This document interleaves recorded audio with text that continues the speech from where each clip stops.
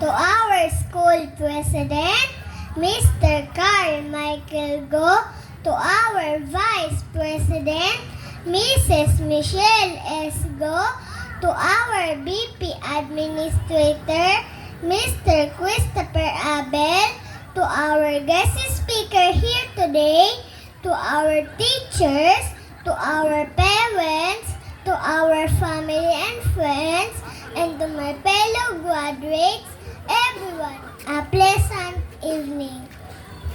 I am Shiawa Amiwa P. Peralta. On behalf of my fellow graduates, we thank you for attending this special event for all of us. First, we thank our Almighty God for always guiding and blessing us.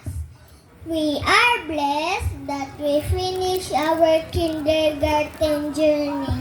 We pray for continued guidance on our next journey as grade school students. To our teachers, especially to our advisor, Teacher Net Awaneta, thank you very much for continued guidance, for your patience, and treating us like your own children. Maraming salamat po, teacher.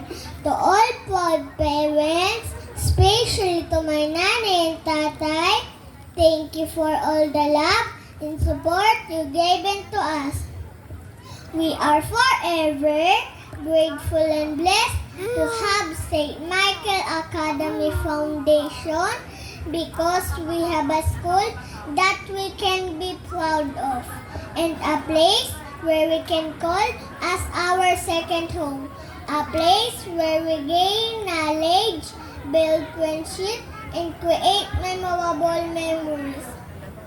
To all my classmates, thank you for the friendship, the memories of fun and laughter that we shared while studying and sharing snacks during break.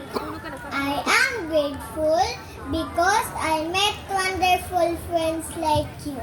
We learn together, we play together, and help each other grow. Once again, congratulations, my dear classmates and fellow graduates. Thank you.